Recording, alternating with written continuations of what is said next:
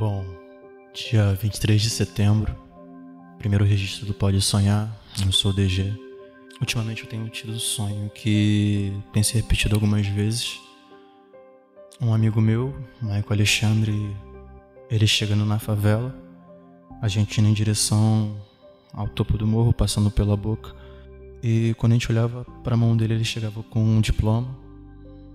E a gente olhava lá pra baixo e a gente via a mãe dele subindo o morro em nossa direção. Os meninos olhando, comemorando pelo fato de ser um preto favelado chegando com diploma e sendo um dos primeiros formados dentro da nossa favela. O Maico Alexandre foi um dos principais amigos que eu tive, porque desde o início ele sempre me incentivou a estar na faculdade, a ir para a faculdade.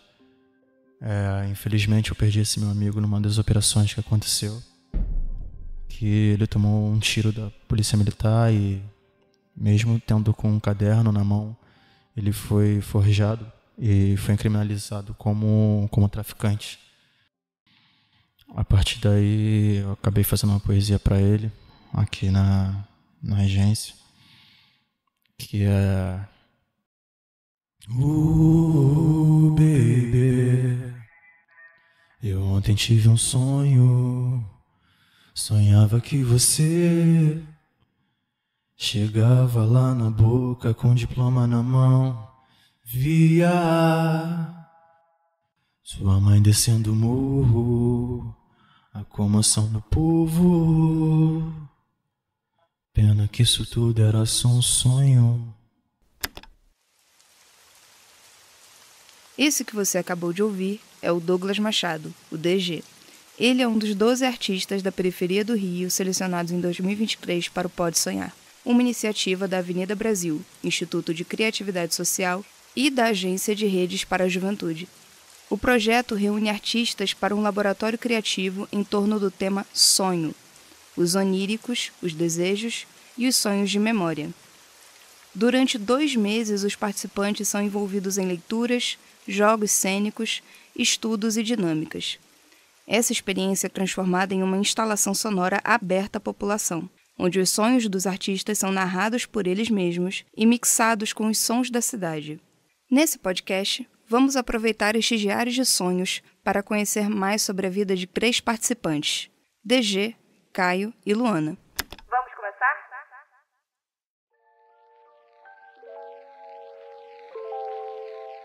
Sonhário, Episódio 1. A Batalha do Amor e do Medo. E aí pessoal, tudo bem? Eu sou o DG, preto favelado, cria lá da favela do Rodo, em Santa Cruz, poeta, escritor, contador de história, agora também graduando em Ciências Sociais aqui na UERJ, produtor cultural e mais algumas coisas que a vida vai fazendo a gente fazer por aí. Isso, a favela do Rodo. De lá de onde vem o Pose, é de lá mesmo. Então, na minha infância, lá era uma coisa, hoje em dia é um pouco diferente. Na minha infância, a única coisa que o Rodo permitia a gente era realmente sonhar. Porque vivia em constantes guerras. Hoje em dia, ainda acontece alguns problemas, mas vivia em constante guerra. Então a única coisa que a gente tinha realmente era o sonho. Porque quando a gente brincava na rua, a qualquer momento podia ter tiroteio. Já perdi vários e vários amigos assim, tanto a partir de guerras quanto principalmente operações. Já tive amigo que saiu da favela, foi esse até inclusive da homenagem que eu fiz na agência. Ele tomou um tiro da polícia e a polícia colocou ele como se ele fosse traficante, sendo que ele estava indo pra aula. Então, é só sonhar mesmo que o Rodo nos proporcionava, sabe? Pois hoje em dia no Rodo não existe mais tráfico. Hoje em dia é controlado por grupos paramilitares, né? Então, hoje em dia, por mais que a favela esteja um pouco mais segura, não tem mais operação, ainda tem aquele controle rígido com relação a taxas de segurança e algumas outras coisas que acabam implicando um pouco com os sonhos dos moradores em si. O meu território antigamente me proporcionava muito isso e hoje em dia me proporciona conseguir mudar um pouco a realidade. Bom, quando a gente é criança, acaba tendo muitos sonhos que a gente às vezes pensa que é bobo. E desde novo eu tinha 3 sonhos que sempre mexeram muito comigo. O primeiro, eu queria ser biólogo marinho, porque eu sempre fui completamente apaixonado por tubarão. E eu achava que Sendo tubarão, eu poderia ser forte e não deveria ter medo de mais ninguém. O tempo foi passando e eu comecei a querer ser astronauta. Quando começaram as invasões na favela de onde eu morava, o clima era sustentável e meu único pensamento era conseguir sair dali e, se possível, conseguir levar minha família para um planeta distante o suficiente para poder não precisar passar pelas coisas. E depois de um tempo eu comecei a querer ser Deus, porque eu via tantos amigos meus morrendo e eu só queria conseguir voltar no tempo para poder conseguir mudar. Não ser morto por uma bala, ou então conseguir fazer ressuscitar meus amigos como eu via minha avó contando a história da Bíblia como Jesus fazia. O meu sonho de vida é conseguir construir um centro cultural na favela onde eu nasci. Na casa onde eu morei minha infância, até meus 5 anos, no caso, que foi quando a gente saiu de lá por conta dos problemas das invasões e tudo mais. E o Pode Sonhar é muito pelo contrário. Não mudou, como aumentou ainda mais minha vontade para poder fazer isso. Eu moro em Santa Cruz, é o último bairro da Zona Oeste, é o último bairro do município do Rio de Janeiro. Então, para eu poder acessar qualquer tipo de oportunidade para a cultura, eu preciso me deslocar no mínimo aí 30 quilômetros, que é para poder ir até Madureira, que é o centro um pouco mais de qualidade. Ou então, se eu quiser vir para o centro do Rio de Janeiro, são 50 quilômetros para poder conseguir consumir o mínimo de cultura. A Agência de Redes para a Juventude é uma metodologia de formação criada em 2011 e só aqui no Rio alcançou mais de 5.000 jovens de favelas e periferias. No Reino Unido, essa mesma metodologia foi replicada em 5 cidades, só que lá com jovens imigrantes, né? E como é que acontece na prática essa metodologia? Durante o que nós chamamos de ciclo de estímulos, os jovens desenvolvem ideias de intervenção no seu território para impactar outros moradores, como cultura, arte, educação, sustentabilidade, comunicação popular. As ideias sempre estão ligadas ao desejo desse jovem. E ao final desse ciclo de estímulos, os jovens defendem essas ideias para uma banca externa que são orientadas pela gestão do projeto a selecionarem uma quantidade X de ações para serem colocadas em prática. Essas ações selecionadas recebem um incentivo financeiro e todo o apoio também da equipe que acompanha, monitora, oferece ferramentas. Teve um sonho meu que nasceu dentro da agência, que foi de reformular uma praça perto da minha casa, e eu queria reformular e fazer um ponto cultural em Santa Cruz. Só que o meu projeto não foi aprovado e eu fui escolhido para poder participar de um outro projeto que foi o ABC da Comédia. O ABC da Comédia, a gente conseguiu levar workshop de stand-up para dentro de Realengo. Mas também teve a feira que aconteceu lá no Padre Miguel também, desenvolvida pela agência. Depois veio o meu projeto, que eu não consegui reformular a praça que eu queria por falta de apoio, mas eu consegui ajudar numa reformulação de uma outra praça, que também fica no meu bairro, onde a gente transformou com grafite. Hoje em dia é um ponto cultural importantíssimo para Santa Cruz. Inclusive, Batalha da Glacial acontece lá, que é uma batalha de rap. Se a Batalha da Glacial é liberdade de expressão, ei, poeta, abre seu coração! Se a Batalha da Glacial é liberdade de expressão, ei, poeta, abre seu coração! Olha, a primeira vez que eu participei foi numa batalha online. Não tem muito tempo, para poder falar a verdade. Não tem muito tempo. Esse mês eu completo 1 ano que eu ingressei no Slam. Antigamente eu tinha medo de mostrar. Inclusive a agência foi uma das organizações, se não a que me ajudou a ter coragem de colocar a poesia realmente para o público, porque a primeira vez foi até engraçada, para poder falar a verdade. Eu estudava com um menino no pré-vestibular no ano passado, que é o Viajante Lírico. E uma vez eu emprestei o caderno para ele poder copiar, a gente não se falava tão bem, mas eu emprestei o caderno para ele poder copiar a matéria, e ele viu uma poesia minha. Passou um tempo, ele foi conversando comigo sobre poesia, foi vendo que eu tinha interesse dentro da área, foi conhecendo alguns outros textos meus, e a gente foi para a agência num dia, e depois ele ia participar de um slam. E eu já acompanhava os slams no YouTube, já tinha um tempo já que eu acompanhava, mas nunca tinha tido coragem de ir. E nesse dia ele falou comigo, pô, mano, eu vou lá participar, vai lá para poder assistir. Aí eu fui só para poder assistir. Quando eu estava assistindo, do nada chegou o pessoal falando sobre mic aberto. Não tinha nem ideia do que significava mic aberto, que era a oportunidade do pessoal que ia demonstrar o trabalho, e falou que tinha algumas pessoas inscritas já para o mic aberto. Sem eu saber, o viajante colocou meu nome para eu poder participar do mic aberto. Então ali foi minha primeira apresentação dentro de um slam, mas não na forma competitiva. Depois, na forma competitiva, foi um slam que ele mesmo produzia, que acontecia lá em Santa Cruz. Eu consegui participar, fui campeão do slam, no slam, e em 2 meses de trabalho com o slam eu consegui a vaga para o estadual, Campeonato Estadual de Poesia, slam aqui no Rio de Janeiro. A segunda presencial foi no Antares, na Biblioteca Marginal, que é um lugar que é um ponto cultural muito importante para a minha área, por mais que não seja dentro da favela onde eu morei. É uma favela ao lado, e foi um dos primeiros pontos de acesso à cultura lá. E os jurados, uma coisa que me deixou muito feliz e contente, para poder falar a verdade, que os jurados eram todas crianças. Eles reuniram das crianças que fazem parte do projeto da biblioteca e pediu para poder ir avaliando. Aí eles foram avaliando, eu consegui a vaga para a final desse slam, aí depois peguei a final, que foi aqui no Sesc Tijuca, do slam marginal. Aí depois dali já deu vaga direto para o campeonato estadual. Então, eu acho que as pessoas, por estarem tão machucadas hoje em dia, acabam esquecendo pelo que ela está lutando. Se a gente reparar, todo mundo está querendo o bem de alguma coisa ou de alguém. Seja um bem da próxima geração, o bem de algum ente querido, o seu próprio bem. Tudo isso são formas de amor. Só que as pessoas acabam se esquecendo um pouquinho que as outras pessoas também têm o direito de amar. E acaba focando no seu amor próprio e esquecendo o outro de lado. E dentro da cena, eu tento construir justamente isso. Um espaço onde a gente possa realmente falar de amor, se sentir abraçado. E às vezes até mesmo num dia difícil, sei lá, receber uma mensagem carinhosa, sem precisar a outra pessoa achar que está fazendo aquilo por um certo interesse. Consigo colocar na cabeça das pessoas que todo mundo que fala ou então demonstra amor está fazendo simplesmente por se importar com você. E dentro da poesia eu tento trazer isso tanto de uma forma reflexiva quanto de uma forma um pouco mais ativa.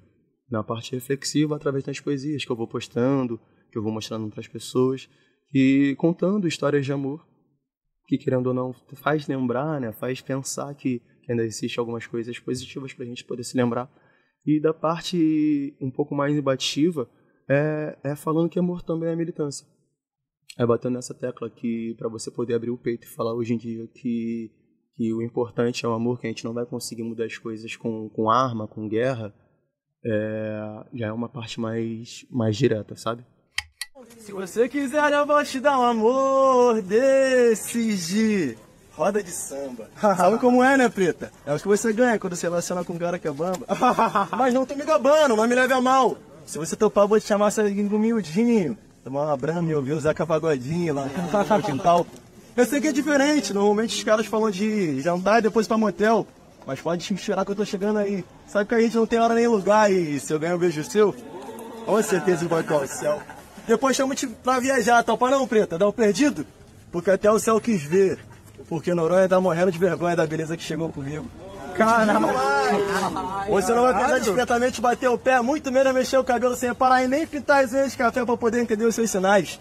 Mas papo reto, Preta, agora uma dúvida minha. É pra monografia? Se tudo isso que eu te disse agora não te convenceu a sair comigo hoje, me fala que eu preciso, que eu jogo na próxima poesia. Dentro da área do slam, o sonho é dar reconhecimento pra minha favela. Acho que sempre onde eu vou, eu sempre falo isso, com relação ao Rodo. É uma favela que sofre demais com a falta de acessibilidade à cultura, posicionamento do poder público, tanto para a área da educação quanto para a área da cultura e principalmente para a área da segurança. Então, eu sempre quis trazer alguma coisa diferente, um título diferente para a minha favela.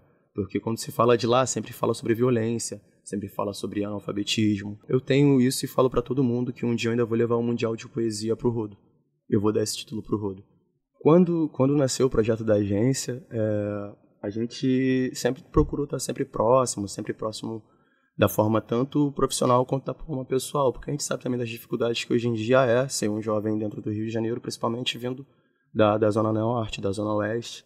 Então, a gente sempre procura se ajudar, tanto conversando quando acontece alguma coisa, como principalmente quando aparece alguma oportunidade, a gente sempre joga no nosso grupo, então faz contato direto para poder ver quando alguém se encaixa naquele perfil e sempre tentando apoiar o máximo possível o trabalho um do outro, divulgando nas redes sociais, mandando para os amigos, compartilhando entre a família. É porque, assim, como minha família veio, minha família realmente foi uma família bem carente a termo de lado financeiro, então a gente nunca aprendeu a pensar só em si. A gente sempre entendeu que a individualidade era o grande problema da sociedade. Então, minha mãe sempre me ensinou o coletivo. Se eu posso ter, alguém próximo a mim também precisa ter. Então, eu acho que até mesmo vai muito de acordo com as pessoas que participou também do nosso projeto, de ter um pensamento muito uníssono nisso, que não adianta só um crescer, se ninguém crescer junto. Então, eu acho que se eu quero ter a oportunidade, por exemplo, de estar estudando hoje em dia na UERJ, foi porque uma pessoa teve o sonho que eu chegasse aqui. Então, o mínimo que eu posso fazer é ter o sonho que milhares de outras pessoas possam chegar da mesma forma que eu cheguei e tentar arrumar meios para que isso seja possível. O desejo, a gente acha que é o meu desejo, né? O meu, o seu, mas exatamente a dimensão do desejo é o desejo do outro, porque a gente deseja com o desejo do outro. E só quem foi desejado, deseja. Pode sonhar, podemos sonhar, porque o desejo ele é uma ordem, é um comando. O DG, ele trabalha esse desejo da mãe, de que ele seja bem-sucedido, né? De que ele realize seus sonhos, e ele torna esse desejo dele. Olha só, isso aqui é o amor. Amor da minha vida? Tem muita coisa. A primeira, minha mãe. Não tem como ser qualquer coisa diferente. A lembrança mais forte, que eu até falo isso numa poesia, como foi a felicidade dela, porque minha mãe sempre me incentivou a eu voltar a estudar. E quando eu falei para ela que eu estava decidindo parar com tudo para me dedicar somente ao estudo, e eu tirei um tempo de 6 meses sem trabalhar, então foi ela que mais me apoiou. Então a lembrança mais marcante mesmo é eu correndo para poder abraçar ela, bagunçando o cabelo dela e falando que eu passei para a UERJ. Antigamente sempre alternou muito entre o esporte e a cultura, né? Porque minha família não tinha uma condição financeira muito boa, então como eu fui atleta desde muito cedo, pelos colégios eu acabava recebendo um bolsa para poder estudar e praticar esporte. Então eu acabava ficando pouco tempo para a arte, mas eu sempre arrumava um jeitinho de escrever, de tentar, até mesmo na escola, através do teatro também, de ensinar.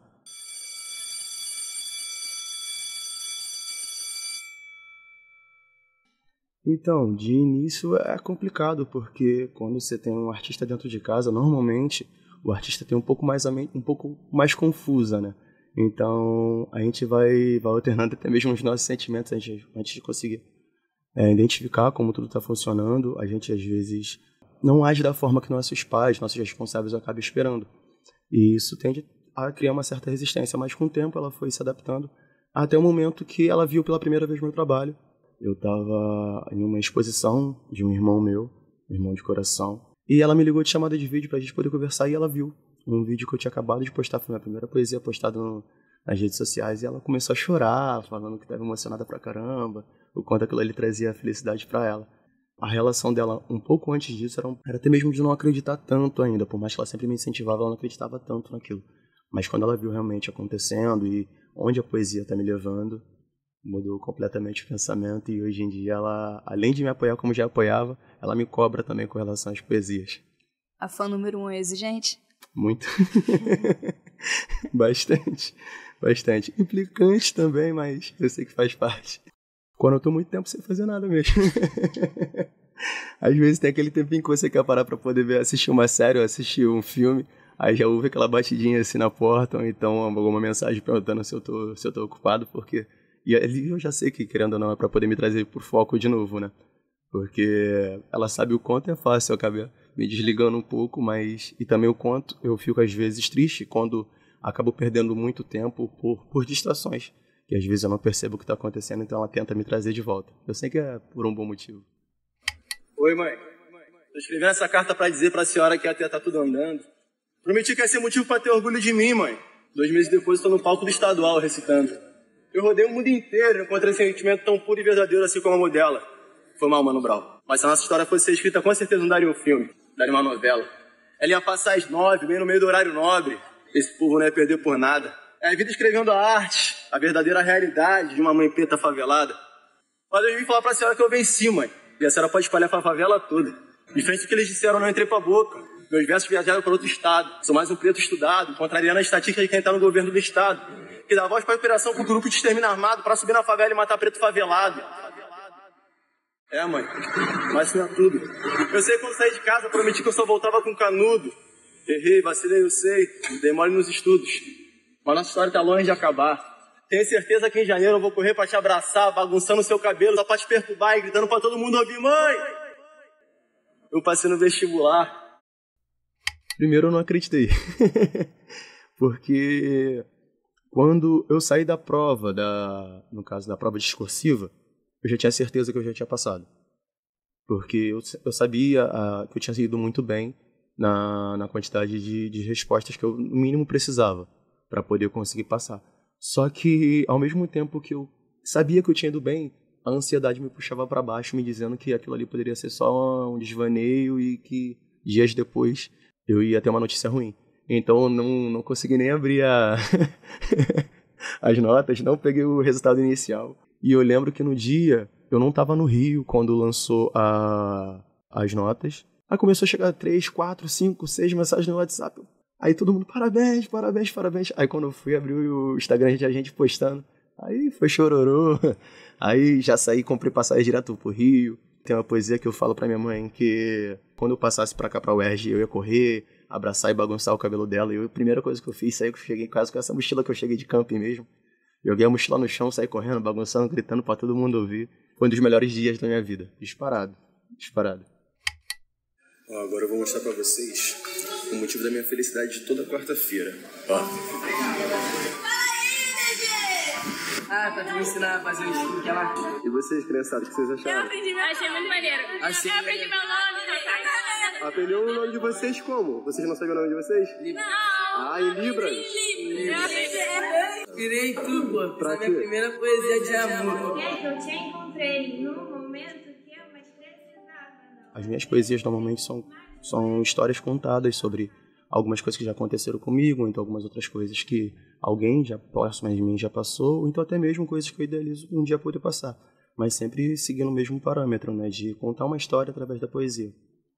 Então, normalmente eu gosto muito de falar de amor, porque eu acho que é um sentimento tão negligenciado pra gente que vem da favela, porque normalmente, até mesmo dentro da poesia, dentro das poesias, principalmente dentro da parte do slam, que é a batalha de poesia falada, as pessoas que vêm da favela, as pessoas pretas, as pessoas pobres, normalmente tendem a falar sobre operação, sobre bala perdida, sobre dificuldade que a gente passa, que realmente faz parte da nossa vivência, mas eu tenho o pensamento e o sentimento que a gente não vive só isso, a gente é muito além disso. Então eu gosto de falar de amor, porque se até mesmo no lixão nasce flor, como já dizia o Mano Brown, a gente também pode amar, a gente pode também sentir, e não só amor de homem para mulher, como amor entre amigos, como amor entre a família. Então eu venho muito nessa pegada de escrever sobre amor.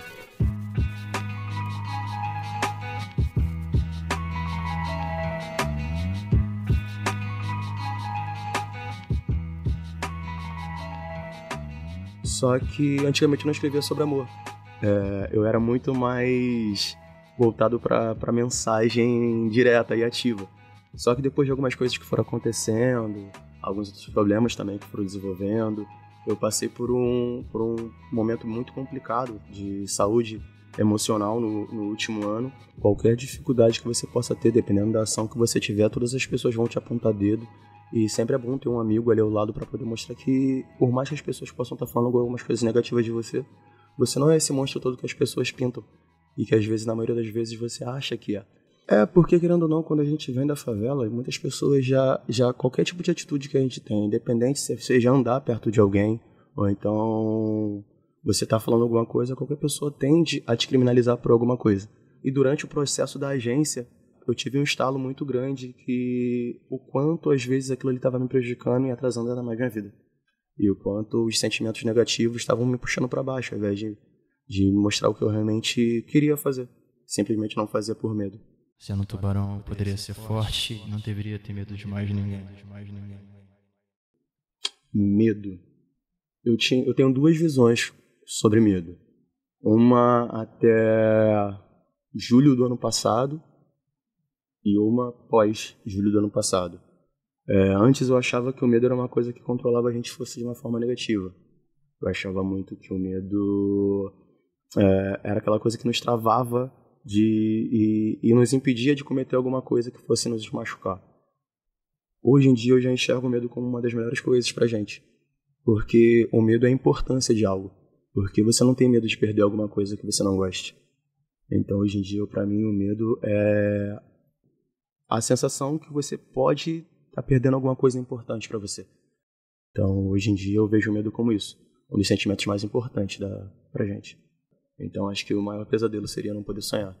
Porque a partir do momento que você não tem mais sonho, você não tem mais perspectiva de vida. Porque o sonho pra mim, essa parte mais lúdica do sonho, na minha cabeça funciona muito como alguma coisa que você ainda espera de melhoria pra sociedade ou pra si mesmo. Então a partir do momento que eu não posso encontrar nada de melhor pra mim, ou então pra melhorar a vida de alguém, é sinal que não tem mais jeito, sabe? Baby, não era sonho nada. Lembra das madrugadas,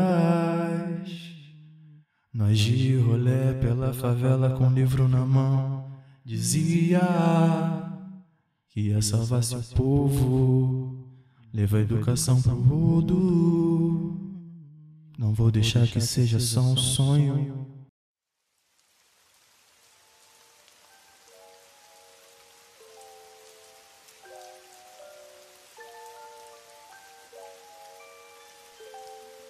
O podcast Sonhário é uma produção conjunta da Agência de Redes para a Juventude e da Avenida Brasil, do Laboratório de Podcasts Narrativos da UERJ, o Lunar, e do Laboratório de Estudos da Imagem do Imaginário, o Labim. A supervisão é de Andreoli Costa, Rafael Malhado e Valquíria Oliveira. Na equipe de produção, Bruna Cebolela, Giovana Pessoa, Vitor Afonso, Juliana Sá e Beca Vieira. Ellen Alves Lima conduziu as entrevistas. A edição é de Andreoli Costa.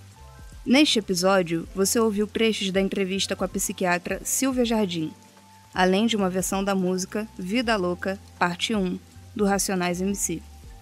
Siga nossas redes sociais em Podcast Narrativo, Labim UERJ, _agência e Pode Sonhar, _RJ. Obrigada e bons sonhos!